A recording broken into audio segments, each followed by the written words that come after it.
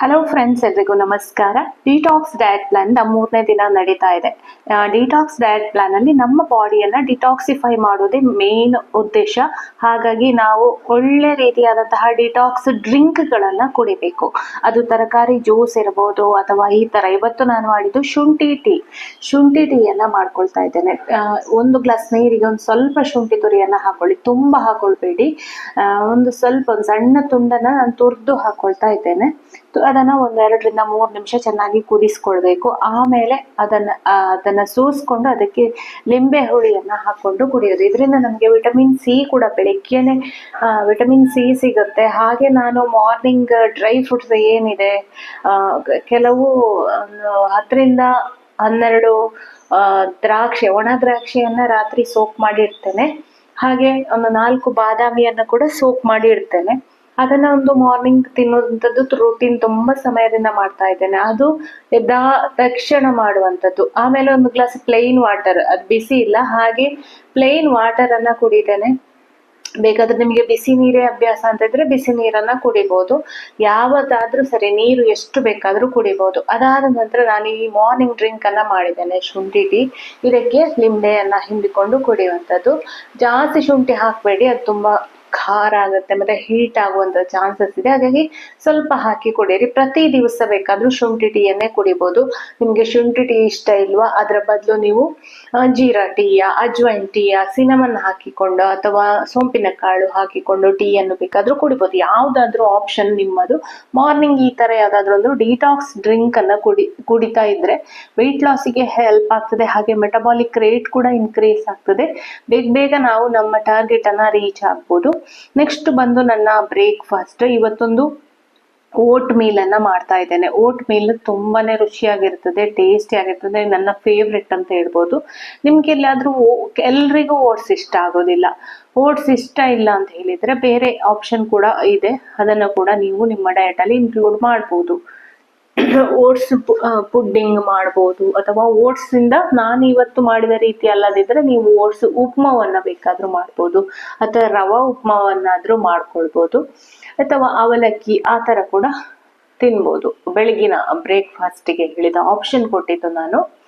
ಕಡಿಮೆ ಪ್ರಮಾಣದಲ್ಲಿ, ಸ್ವಲ್ಪ ಡಿಟಾಕ್ಸ್ ಡಯಟ್ ಅಲ್ಲಿ ಯಾವಾಗ್ಲೂ ಕಡಿಮೆ ಪ್ರಮಾಣದಲ್ಲಿ ತಿನ್ನುವಂಥದ್ದು. ಇಲ್ಲಿ ನಾನು ಈಗ 2 ಸ್ಪೂನ್, 2 ರಿಂದ 2.5 ಸ್ಪೂನ್ ಆಗುವಷ್ಟು ಓಟ್ಸ್ ಅನ್ನ ಹಾಕೊಳ್ತಾ ಇದ್ದೇನೆ. ಇದನ್ನ ಫಸ್ಟ್ ನೀರು ಹಾಕೊಂಡಿದ್ದೇನೆ. ನೀರು ಬಿಸಿ ಆದ ತಕ್ಷಣ ಓಟ್ಸ್ ಅನ್ನ ಹಾಕೊಂಡು ಬೇಯಿಸ್ಕೊಳ್ಳೋದು. ಇದು ಚೆನ್ನಾಗಿದೆ, ಅಂದ್ರೆ ಬೇಗನೆ ಬೇಯುವಂತ ಒಂದು ಕ್ರೀಮಿ ಓಟ್ಸ್ ಚೆನ್ನಾಗಿದೆ ಇದು. ಹಾಗಾಗಿ ನೋಡಿ, ಹಾಕಿದ ತಕ್ಷಣ ಚೆನ್ನಾಗಿ ಮಿಂಗಲ್ ಆಗುತ್ತೆ, ನೀರ್ ಜೊತೆಗೆ ಬೇಯ್ತದೆ ಬೇಗ. 2 ಕ್ವಿಕ್ ಓಟ್ಸ್, ಇದು ಕ್ವಿಕ್ ಓಟ್ಸ್ ಅಂತೇಳಿ ಸಿಗುತ್ತಲ್ವಾ, ಅದನ್ನು ತಗೊಂಡಿದ್ದೇನೆ ನಾನು ಈ ಸಲ. ಇದು ಬೇಗನೆ ಆಗುತ್ತೆ ನಮಗೆ ಮಾಡ್ಲಿಕ್ಕೆ, ಮತ್ತೆ ಇದರ ಟೇಸ್ಟ್ ಕೂಡ ತುಂಬಾ ಚೆನ್ನಾಗಿದೆ. ಬೇರೆ ಓಟ್ಸಿಗೆ, ಈಗ ಕ್ವಾಕರ್ ಓಟ್ಸ್ ಅಲ್ಲ ಇದು, ಮತ್ತೊಂದು ಕ್ವಿಕ್ ಓಟ್ಸ್ ಅಂತೇಳಿ, ಅದು ತುಂಬಾನೇ ಚೆನ್ನಾಗಿದೆ. ಇದಕ್ಕೆ ಒಂದು ಅರ್ಧ ಗ್ಲಾಸ್ ಅಷ್ಟು ಹಾಲನ್ನು ಹಾಕಿ ಚೆನ್ನಾಗಿ ಬೇಯಿಸ್ಕೊಂಡದ್ದು. ನೀವು ಇದಕ್ಕೆ ಖರ್ಜೂರವ ಅಥವಾ ಡ್ರೈ ಫ್ರೂಟ್ಸ್ ಏನಾದ್ರೂ ಹಾಕೊಳ್ಬಹುದು ಇತ್ತೊತ್ತಾದ್ರೆ, ಅಥವಾ ಸೀಡ್ಸ್ ಎಲ್ಲ ಹಾಕೊಳ್ಬಹುದು. ಪಂಪ್ಕಿನ್ ಸೀಡ್ಸ್ ಅಥವಾ ವಾಟರ್ ಮೆಲನ್ ಸೀಡ್ಸ್ ಅಥವಾ ಸನ್ಫ್ಲವರ್ ಸೀಡ್ಸ್, ಯಾವುದೇ ಸೀಡ್ಸ್ ನಿಮ್ಮಲ್ಲಿ ಇದ್ರೆ ಹಾಕೊಳ್ಬಹುದು. ನಾನು ಅಂಥದ್ದೇನು ಹಾಕೊಳ್ಳಿಲ್ಲ. ಇದನ್ನು ಚೆನ್ನಾಗಿ ಬೇಯಿಸ್ಕೊಂಡಾದ್ಮೇಲೆ ಇದಕ್ಕೆ ಒಂದ್ ಸ್ವಲ್ಪ ಒಣ ದ್ರಾಕ್ಷಿಯನ್ನು ಹಾಕೊಂಡಿದ್ದೇನೆ. ಆಮೇಲೆ ಒಂದ್ ಸ್ವಲ್ಪ ಪಂಪ್ಕಿನ್ ಸೀಡ್ಸ್, ಆಮೇಲೆ ಹಣ್ಣುಗಳನ್ನ ಸೇರಿಸ್ಕೊಂಡು ತಿನ್ನೋದು. ತುಂಬಾನೇ ರುಚಿಯಾದಂತಹ ಬ್ರೇಕ್ಫಾಸ್ಟ್ ಅಂತ ಹೇಳ್ಬೋದು. ನಂಗಂತೂ ಇದು ತುಂಬಾ ಇಷ್ಟ. ಹಾಗೆ ಇಲ್ಲಿ ಚಿಯಾ ಸೀಡ್ಸ್ ಅನ್ನ ಹಾಕೊಳ್ತಾ ಇದ್ದೇನೆ. ಚಿಯಾ ಸೀಡ್ಸ್ ಅಲ್ಲಿ ಫೈಬರ್ ಇದೆ.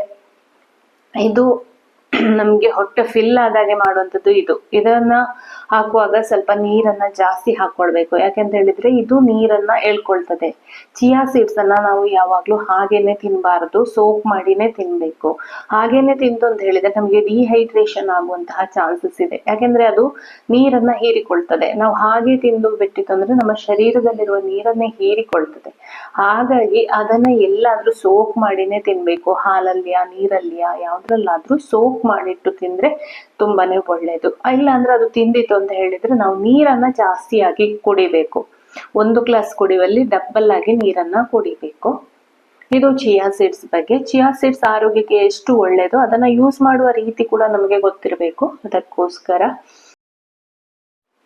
2 ಖರ್ಜೂರವನ್ನ ಯೂಸ್ ಮಾಡ್ಕೊಂಡಿದ್ದೇನೆ. ಖರ್ಜೂರ ತುಂಬಾನೇ ಸಾಫ್ಟ್ ಆಗಿತ್ತು, ಹಾಗಾಗಿ ಅದನ್ನ ನೋಡಿ ಸ್ಮ್ಯಾಶ್ ಮಾಡ್ಬೇಕಾದ್ರೆ ಅದು ಮಿಕ್ಸ್ ಆಗಿತ್ತು. ನೀವು ಅದು ಖರ್ಜೂರ ಇಷ್ಟ ಇಲ್ಲ ಅಂತಾದ್ರೆ ಬೆಲ್ಲ ಆದ್ರೂ ಆಡ್ ಮಾಡ್ಕೊಳ್ಬಹುದು. ಬೆಲ್ಲ ಅಂತ ಹೇಳಿ ಕೂಡ್ಲೆ ತುಂಬಾ ಏನಿಲ್ಲ, ಒಂದು ಅರ್ಧ ಚಮಚ ಅದಷ್ಟು ಬೆಲ್ಲವನ್ನ ಹಾಕೊಂಡು ಕೂಡ ನಿಮ್ಗೆ ಸ್ವೀಟ್ ಟೇಸ್ಟ್ ಬೇಕಾದ್ರೆ, ಖರ್ಜೂರ ಇಷ್ಟ ಆಗೋದಿಲ್ಲ ಅಂದ್ರೆ ಬೆಲ್ಲನೂ ಹಾಕೊಳ್ಬಹುದು, ಏನು ತೊಂದರೆ ಇಲ್ಲ. ಬೆಲ್ಲದಲ್ಲಿ ಕೂಡ ಕಬ್ಬಿಣದ ಅಂಶ ಬೇಕಾದಂತಹದ್ದು ನಮಗೆ ಒಳ್ಳೆ ವಿಟಮಿನ್ಸ್ ಗಳೆಲ್ಲ ಬೆಲ್ಲದಲ್ಲಿ ಕೂಡ ಇದೆ. ಯಾವುದನ್ನು ಕೂಡ ಸ್ಕಿಪ್ ಮಾಡ್ಬೇಕು ಅಂತಿಲ್ಲ ಡಯಟ್ ಅಲ್ಲಿ, ಆದ್ರೆ ತಿನ್ನುವಾಗ ನಮಗೆ ಯಾವ್ದಾದ್ರು ಪೋಷನ್ ಕಂಟ್ರೋಲ್ ಹೇಳೋದು ತುಂಬಾನೇ ಇಂಪಾರ್ಟೆಂಟ್. ಡಯಟ್ ಇದು ಮೇನ್ ರೂಲ್ಸ್ ಇದೆ. ಡಯಟ್ ಅಂತ ಹೇಳಿದ ತಕ್ಷಣ ಯಾವುದನ್ನೆಲ್ಲವನ್ನ ಅವಾಯ್ಡ್ ಮಾಡುವಂತದ್ದು ಅಂತಲ್ಲ, ಯಾವುದನ್ನು ತಿನ್ಬೋದು, ಆದ್ರೆ ಪೋಷನ್ ಕಂಟ್ರೋಲ್ ತುಂಬಾನೇ ಮುಖ್ಯ. ನಾವು ದಿನನಿತ್ಯ ಮಾಡುವ ತಿಂಡಿಗಳನ್ನೇ ಮಾಡ್ಕೊಂಡು ಕೂಡ ಡಯಟ್ ಮಾಡ್ಬೋದು. ಅಂದ್ರೆ ಪೋಷನ್ ಮಾಡ್ರೇಷನ್ ಆಗಿ ತಿನ್ಬೇಕು, ಬ್ಯಾಲೆನ್ಸ್ ಆಗಿ ತಿನ್ಬೇಕು. ಅದನ್ನೇ ಎಲ್ರಿಗೂ ಅದು ಗೊತ್ತಾಗೋದಿಲ್ಲ, ಹೇಗ್ ತಿನ್ಬೇಕು, ಎಷ್ಟು ತಿನ್ಬೇಕು ಅಂತ ಹೇಳುವಂಥದ್ದು ಗೊತ್ತಾಗೋದಿಲ್ಲ. ಹಾಗಾಗಿ ನಮ್ಗೆ ಎಷ್ಟು ಮಾಡಿದ್ರೆ ಕೂಡ ವೆಯ್ಟ್ ಲಾಸ್ ಆಗುದಿಲ್ಲ. ನಾನು ಎಷ್ಟು ಸಮಯದಿಂದ ಟ್ರೈ ಮಾಡಿದೆ, ನಂಗೆ ವೆಯ್ಟ್ ಲಾಸ್ ಆಗ್ಲಿಲ್ಲ ಅಂತ ಹೇಳಿ ತುಂಬಾ ಜನ ಹೇಳ್ತಾರೆ. ಆಮೇಲೆ ಅರ್ಧಕ್ಕೆ ಕೈ ಬಿಡ್ತಾರೆ. ಅಂತದ್ದು ನಾನು ತುಂಬಾನೇ ನೋಡಿದ್ದೇನೆ. ಯಾಕೆಂದ್ರೆ 2 ದಿವಸ 3 ದಿವಸ ಮಾಡೋದು, ರಿಸಲ್ಟ್ ಏನು ಬರ್ಲಿಲ್ಲ.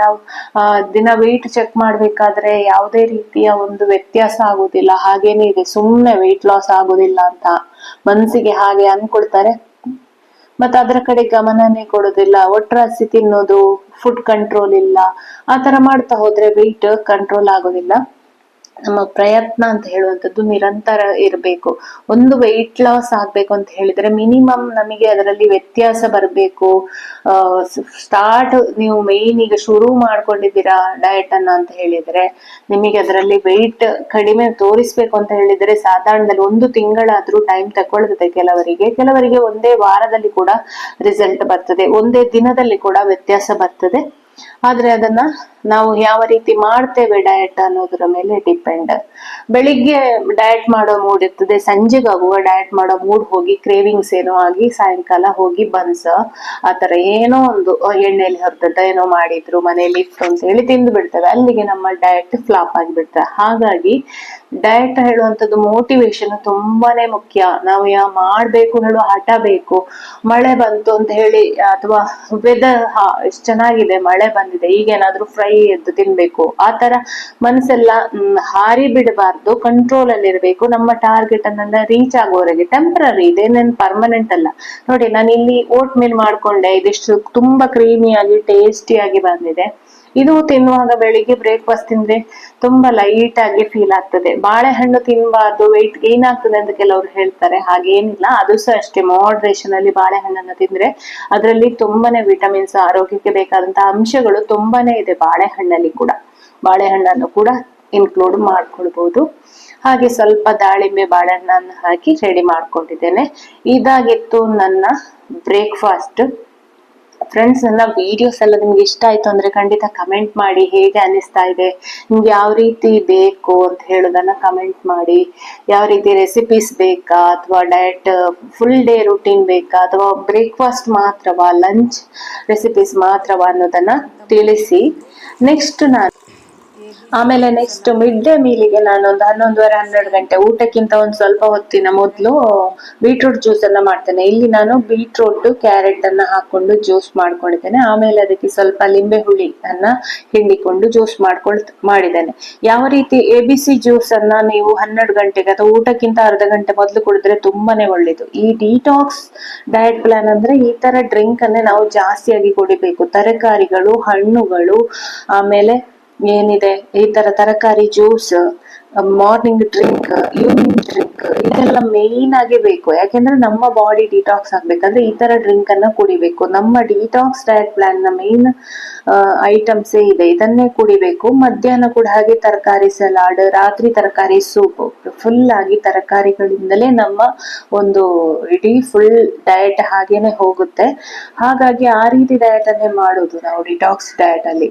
ಇಲ್ಲಿ ನಾನು 11:30 12 ಗಂಟೆ ಅಷ್ಟೊತ್ತಿಗೆ ಈ ಒಂದು ಡ್ರಿಂಕ್ ಅನ್ನ ಕುಡಿತಾ ಕುಡಿತೇನೆ. ಇದರಿಂದ ಇದು ನಮ್ಮ ಸ್ಕಿನ್ನಿಗೆ ತುಂಬಾನೇ ಒಳ್ಳೇದು. ಬೀಟ್ರೂಟ್ ಹಿಮೋಗ್ಲೋಬಿನ್ ಇಂಪ್ರೂವ್ ಆಗ್ಲಿಕ್ಕೆ ಕೂಡ ಒಳ್ಳೇದು. ಇದೇ ರೀತಿ ನೀವು ಇಲ್ಲಿ ಆಮ್ಲ ಹಾಕೊಂಡು ABC ಆಪಲ್, ಬೀಟ್ರೂಟ್ ಮತ್ತೆ ಆಮ್ಲ 3 ಹಾಕಿ ABC ಜ್ಯೂಸ್ ಮಾಡ್ಕೊಳ್ಳೋದು, ಅಥವಾ ಆಪಲ್ ಹಾಕೊಂಡು ಜ್ಯೂಸ್ ಮಾಡ್ಕೊಂಡು ಕುಡಿಬಹುದು. ಇದು ತುಂಬಾನೇ ನಿಮಗೆ ಒಂದು ಶಕ್ತಿಯನ್ನ ಕೊಡುತ್ತೆ. ಊಟಕ್ಕಿಂತ ಮೊದ್ಲೇ ಈ ರೀತಿ ಕುಡಿಯಿತು ಅಂತ ಹೇಳಿದ್ರೆ ಊಟ ಕಡಿಮೆ ತಿನ್ಲಿಕ್ಕೆ ಆಗ್ತದೆ, ಜಾಸ್ತಿ ಕ್ರೇವಿಂಗ್ಸ್ ಎಲ್ಲ ಕಡಿಮೆ ಆಗ್ತದೆ. ಹಾಗೆ ಇದು ಆರೋಗ್ಯಕ್ಕೆ ತುಂಬಾನೇ ಒಳ್ಳೇದು. ಇದನ್ನ ಒಂದು ಇನ್ಕ್ಲೂಡ್ ಮಾಡಿ ಡಿಟಾಕ್ಸ್ ಡಯಟ್ ಪ್ಲಾನ್ ಅಲ್ಲಿ. ಈ ಜ್ಯೂಸ್ ನಿಮಗೆ ಪುದೀನ ಸೊಪ್ಪು ಇತ್ತು ಅಂತ ಹೇಳಿದ್ರೆ ಪುದೀನ ಕೂಡ ಅದರ ಒಂದು ಫ್ಲೇವರ್ ಚೆನ್ನಾಗಿರುತ್ತದೆ. ಲಿಂಬೆ ಹಣ್ಣು ಹಾಕಿ ಪುದೀನ ಹಾಕಿ ಯೂಸ್ ಮಾಡ್ಕೊಳ್ಳಿ, ತುಂಬಾನೇ ರುಚಿಯಾಗಿರುತ್ತದೆ. ಪ್ರತಿ ದಿವಸ ಬೇರೆ ಬೇರೆ ಸೋರೆಕಾಯಿ ಜ್ಯೂಸು, ಕುಂಬಳಕಾಯಿ ಜ್ಯೂಸು, ಅಥವಾ ಬೇರೆ ನಿಮ್ಮ ಪಾಲಕ್ ಸೊಪ್ಪಿನ ಜ್ಯೂಸ್ ಅದನ್ನು ಕೂಡ ಮಾಡ್ಕೊಳ್ಬಹುದು. ಈ ರೀತಿ ವೆರೈಟಿ ಮಾಡ್ಕೊಂಡಿತ್ತು ಅಂತ ಹೇಳಿದ್ರೆ ನಮಗೆ ಕೂಡ ಕುಡಿಲಿಕ್ಕೆ ಒಂದು ಚೇಂಜಸ್ ಇದ್ರೆ ತುಂಬಾನೇ ಚೆನ್ನಾಗಿರುತ್ತದೆ. ಇದಾಗಿತ್ತು ನನ್ನ 11 ಗಂಟೆಯ ಡ್ರಿಂಕ್. ಅಥವಾ ನಿಮಗೆ ಇದು ಇಷ್ಟ ಇಲ್ಲ ಅಂದ್ರೆ ಮಜ್ಜಿಗೆ ತಗೊಳ್ಬಹುದು, ಎಳ್ನೀರ್ ತಗೊಳ್ಬಹುದು, ಅಥವಾ ಡ್ರೈ ಫ್ರೂಟ್ಸ್ ಏನಾದ್ರೂ ಸ್ವಲ್ಪ ಸೂಪ್ ಮಾಡಿ ತಗೊಳ್ಬಹುದು, ಸೀಡ್ಸ್ ತಗೊಳ್ಬಹುದು. ಏನಾದ್ರೂ 11 ಗಂಟೆ ಆಪ್ಷನ್ ಅಂದ್ರೆ ಏನಾದ್ರೂ ತಿನ್ಬೇಕು ನೀವು. ಯಾಕೆಂದ್ರೆ ನಮ್ಮ ಡಯಟ್ ಅಲ್ಲಿ ಯಾವಾಗ್ಲೂ ಕೂಡ ಏನು ಟೈಮಿಗೆ ಒಂದು ಟೈಮ್, ಬೆಳಿಗ್ಗೆ ಮಧ್ಯಾಹ್ನ ಸಂಜೆ ಆ ಟೈಮಿಗೆ ನೀವು ಫುಡ್ ಅನ್ನ ತಗೊಳ್ಬೇಕು. ಇಲ್ಲದ್ರೆ ನಿಮ್ಗೆ ಕ್ರೇವಿಂಗ್ ಸ್ಟಾರ್ಟ್ ಆದ್ರೆ ನೀವು ಅನ್ಲಿಮಿಟೆಡ್ ಆಗಿ ತಿನ್ಲಿಕ್ಕೆ ಸ್ಟಾರ್ಟ್ ಮಾಡುವ ಚಾನ್ಸಸ್ ಇದೆ. ಅದಕ್ಕೋಸ್ಕರ ನೆಕ್ಸ್ಟ್ ನಾನಿಲ್ಲಿ ಕಿಚಡಿ ಮಾಡ್ಕೊಳ್ತಾ ಇದ್ದೇನೆ. ಇವತ್ತು ಅಕ್ಕಿಯನ್ನ ಬಳಸಲಿಲ್ಲ, ಒಂದೇ ಒಂದು ಚಮಚ ಅಕ್ಕಿಯನ್ನ ಯೂಸ್ ಮಾಡ್ಕೊಂಡಿದ್ದೇನೆ ಅಷ್ಟೇನೆ. ಇದರಲ್ಲಿ ಎಲ್ಲಾ ಬೇಳೆಗಳಿದೆ.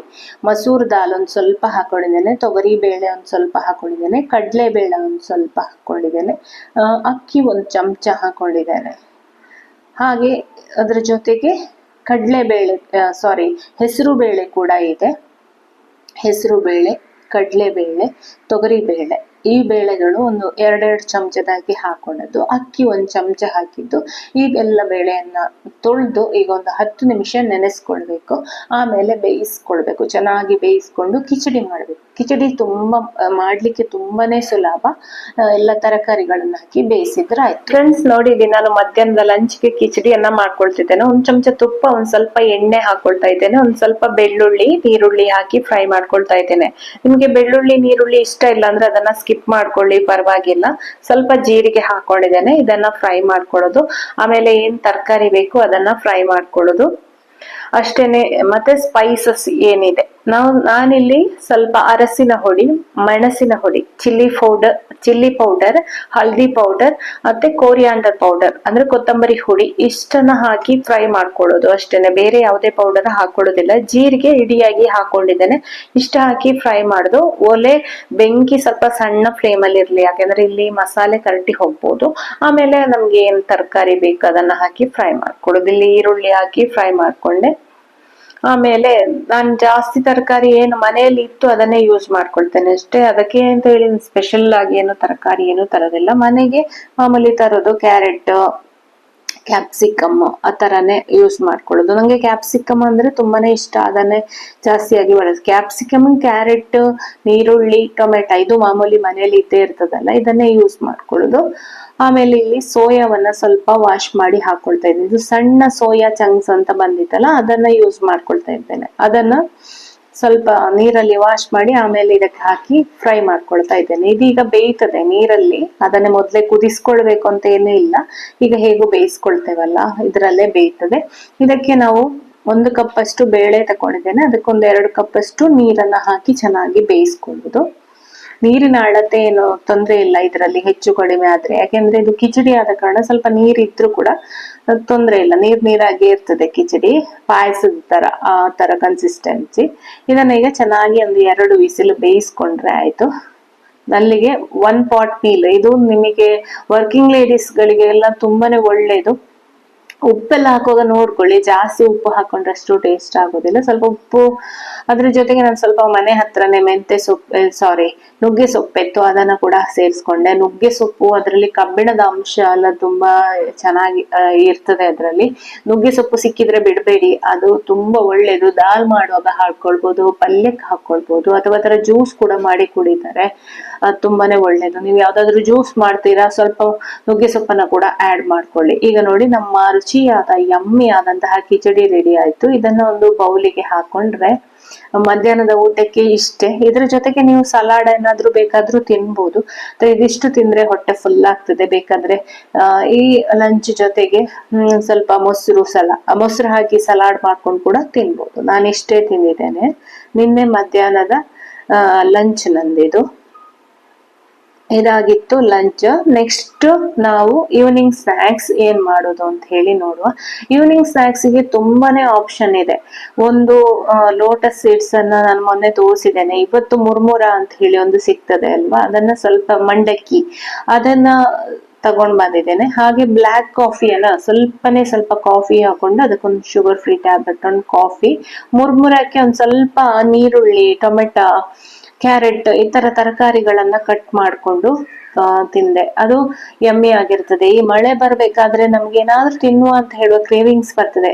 ನಂಗೆ ಕೆಲವರು ಕಮೆಂಟ್ ಮಾಡಿದ್ರು ನಿನ್ನೆ, ಮಳೆಗಾಲದಲ್ಲಿ ಏನಾದ್ರೂ ಫ್ರೈ ಎಲ್ಲ ತಿನ್ಬೇಕು ಅಂತ ಅನ್ಸೋದಿಲ್ವಾ ಅಂತ. ಅನ್ಸತ್ತೆ ನಮಗೆ ಕೂಡ.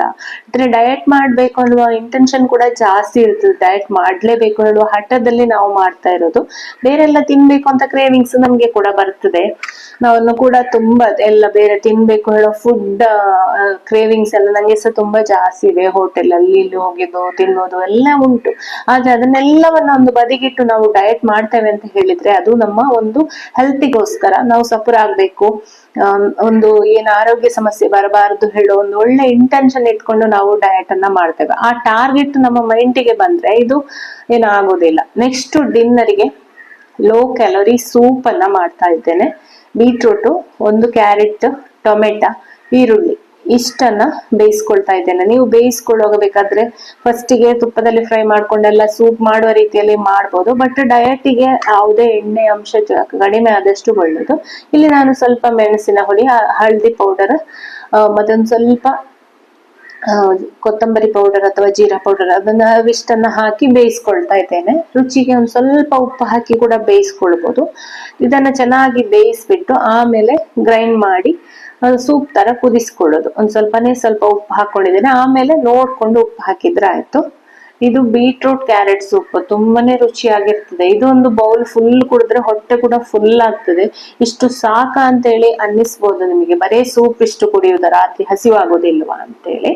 ಹಸಿವಾದ್ರೆ ಜೊತೆಗೆ ನೀವು ಪನ್ನೀರನ್ನ ಫ್ರೈ ಮಾಡ್ಕೊಂಡು ತಿನ್ಬೋದು. ಜೊತೆಗೆ ಎಲ್ಲಿಯಾದ್ರೂ ನೀವು ಈ ತರ ಮಾಡ್ಕೊಂಡು ಸೂಪ್ ಮಾಡ್ಕೊಂಡು ಕುಡಿದಾಗ ನಿಮ್ಗೆ ಇದೆಲ್ಲ ನಾನು ನಿಮ್ಮ ಒಂದು ಟೈಮಿಂಗ್ಸ್ 7 ಗಂಟೆ ಒಳಗೆ ಆಗಿರ್ಬೇಕು. ನನ್ಗೆ 7-7:30 ಒಳಗೆ ನನ್ನ ಡಿನ್ನರ್ ಮುಗ್ದಿರ್ತದೆ. ಆಮೇಲೆ ನಾನು ಎಂತದ್ದು ತಿನ್ನೋದಿಲ್ಲ 7:30 ಮೇಲೆ. ಯಾಕೆಂದ್ರೆ ಅದೇ ನನ್ನ ಟೈಮಿಂಗ್ಸ್ ಬಂದು ಬೆಳಿಗ್ಗೆ ಮಾರ್ನಿಂಗ್ 8:00 ಬ್ರೇಕ್ಫಾಸ್ಟ್, ಮಧ್ಯಾಹ್ನ 2 ಗಂಟೆಗೆ ಊಟ, ಈವ್ನಿಂಗ್ 4-4:15 ಈವ್ನಿಂಗ್ ಸ್ನಾಕ್ಸ್ ಇರ್ತದೆ. 7 ಗಂಟೆ 7:30 ಮ್ಯಾಕ್ಸಿಮಮ್ ಅಂದ್ರೆ 8 ಗಂಟೆ. ಎಲ್ಲಿಯಾದ್ರೂ ಏನ್ ಅಕಸ್ಮಾತ್ ಹೊರಗೆ ಪೇಟೆಗೆ ಎಲ್ಲಾದ್ರೂ ಹೋಗಿದ್ರೆ ಬಂದು ಡಿನ್ನರ್ ರೆಡಿ ಮಾಡಿ ಆಗ್ಲಿಲ್ಲ ಅಂದ್ರೆ ಮ್ಯಾಕ್ಸಿಮಮ್ ಅಂದ್ರೆ 8 ಗಂಟೆಗೆ ನನ್ನ ಡಿನ್ನರ್ ಆಗಿ ಬಿಡುತ್ತದೆ. ಆಲ್ಮೋಸ್ಟ್ 7 ಗಂಟೆ ಅಂತಲೇ ಹೇಳ್ಬೋದು. ಇದು 7 ಗಂಟೆಗೆ ನಾನು ಸೂಪನ್ನ ಮಾಡಿ ಕುಡಿತಾ ಇದ್ದೇನೆ. ಇದಕ್ಕೊಂದ್ ಸ್ವಲ್ಪ ಪೆಪ್ಪರ್ ಪೌಡರ್, ಒಂದು ರುಚಿಗೆ ಎಷ್ಟು ಬೇಕಷ್ಟು ಉಪ್ಪು ಹಾಕಿ ಅದನ್ನ ಬೇಯಿಸ್ಕೊಂಡ ಮೇಲೆ ಗ್ರೈಂಡ್ ಮಾಡಿದನ್ನ ಕುಕ್ಕರ್ಗೆ ಹಾಕೊಳ್ಳೋದು, ಪೆಪ್ಪರ್ ಉಪ್ಪೆಲ್ಲ ಹಾಕಿ ಕುದಿಸ್ಕೊಳ್ಳೋದು ಅಷ್ಟೇ. ಮತ್ತೆ ನೀವು ಸ್ವಲ್ಪ ಬೆಣ್ಣೆ ಏನಾದ್ರೂ ಬೇಕು ಅಂತ ಇದ್ರೆ ಹಾಕೊಳ್ಬಹುದು. ನಾನು ಅಲ್ಲಿ ಸ್ವಲ್ಪ ಹಾಕೊಂಡಿದ್ದೇನೆ, ತುಪ್ಪ ಹಾಕೊಂಡಿದ್ದೇನೆ. ನೋಡಿ, ನಮ್ಮ ಯಮ್ಮಿ ಆದಂತಹ ಬೀಟ್ರೂಟ್ ಸೂಪ್ ರೆಡಿ ಆಯ್ತು. ಫ್ರೆಂಡ್ಸ್, ನಿಮ್ಗೆ ಈ ರೆಸಿಪೀಸ್ ಎಲ್ಲ ಹೇಗೆ ಅನಿಸ್ತದೆ ಅಂತ ತಿಳಿಸಿ. ನಾನು ಮಧ್ಯಾಹ್ನದ ಕಿಚಡಿ ಒಂದ್ ಸ್ವಲ್ಪ ಉಳಿದಿತ್ತು, ಸೋಯಾ ಎಲ್ಲ ಹಾಕಿತ್ತಲ್ಲ, ಪ್ರೋಟೀನ್ ಸ್ವಲ್ಪ ಸಿಗ್ತದೆ ಅಂತ ಹೇಳಿ ಅದನ್ನ ಡಿನ್ನರ್ಗೆ ತಗೊಂಡೆ. ನೀವು ಬೇಕಾದ್ರೆ ಪನ್ನೀರ್ ಫ್ರೈ ಮಾಡ್ಕೊಂಡು ತಿನ್ಬೋದು ಇಲ್ಲಿ, ಅಥವಾ ತರಕಾರಿ ಸಲಾಡ್ ಕೂಡ ತಿನ್ಬೋದು. ಅದಾದ ನಂತರ ರಾತ್ರಿ ಒಂದು 9:30 ಆಗುವಾಗ 1 ಗ್ಲಾಸ್ ನೀರಿಗೆ ಅಜ್ವೈನ ಹಾಕಿ ಕುದಿಸ್ಕೊಳ್ತಾ ಇದ್ದೇನೆ. ಕುದಿಸಿ ಆದ ನಂತರ ಇದನ್ನ ಗ್ಲಾಸ್ಗೆ ಹಾಕಿ ಸ್ವಲ್ಪ ತಣ್ಣಗಾದ್ಮೇಲೆ ಸ್ವಲ್ಪ ಸಿಪ್ಪು ಕುಡಿಯೋದು. ಇದರಿಂದ ನಿದ್ದೆ ಕೂಡ ಚಂದ ಬರ್ತದೆ. 9:30 ಆಗುವಾಗ ಇದನ್ನ ಕುಡಿಯೋದು. ಆಮೇಲೆ 10 ಗಂಟೆಗೆ ಮೊಬೈಲ್ ಎಲ್ಲ ಆಫ್ ಮಾಡೋದು, ಮಲಗೋದು. ಇದು ಮೇನ್ ನಮ್ಮ ಒಂದು ಡಯಟ್ ಅಲ್ಲಿ. ನಿದ್ದೆ ಕೂಡ ಅಷ್ಟೇನೆ ಇಂಪಾರ್ಟೆಂಟ್. ಇದು ಕುಡಿದು ಮನೆ ಕಿಚನ್ ಎಲ್ಲ ಕ್ಲೀನ್ ಮಾಡೋದು, ಮಲಗೋದು ಅಷ್ಟೇ. 10 ಗಂಟೆಯಿಂದ ನಿದ್ದೆ. Good night.